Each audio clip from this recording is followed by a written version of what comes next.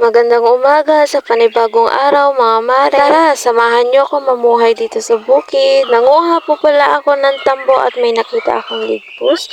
Bago nga yun, mag-umpisa nga muna tayo sa simula. Hello everyone! Hello world! So for today's video ay kukuha tayo ng tambo.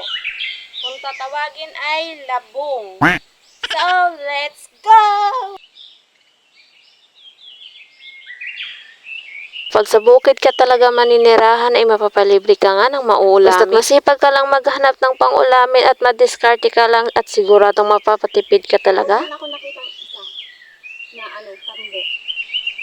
Habang nangunguha nga ako ng tambo ay meron din ako nakitang ligbos. Masarap pala ito mga maray sa bawan or pwede namang ginataan. Pero nakadepende naman sa inyo kung ano ang gusto ninyong klaseng luto dito. Para sa akin kasi sa bawan ko lang ito at lagyan lang ng kalamansi ay pwede na. Mukhang delikado na naman ako. Pagkatapos nga mga mare ay meron nga akong nakitang puno ng bayongbong at may bunga at syempre ako naman ay nahiga nyo sa bunga kaya kinain ko nga. Sa ibang lugar ba, ano ang tawag ninyo dito? Kaya i-comment nyo na lang. Akala ko nga ay hinog na siya pero pagkagat ko nga ay hilaw pa pala. Pero wala na tayong magawa kaya kainin na lang natin.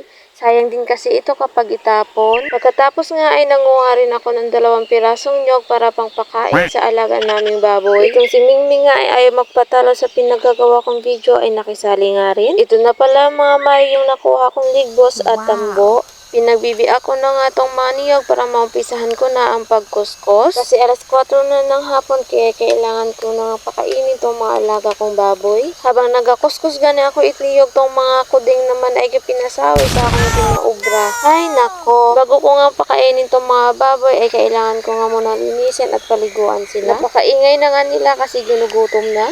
Bali ang pinapakain ko pala sa kanila ay niyog tapos sinahaluan ko lang ng pigs. Pero minsan naman ay galaga akong gabi. Ang bilis nga ng panahon ay 3 months lang pala. Ang lalaki na nga nila. Pagkatapos ko nga pakainin yung mga alaga kong baboy ay sinunod ko na nga asikasuhin tong baka. Kailangan ko nga painumin tong baka kasi inuuhaw na nga. Ikaw ba naman isang araw kang nakabilad sa init siguradong mauuhaw ka talaga? Itong baka pala mga mare ay buntis kaya doble ingat nga.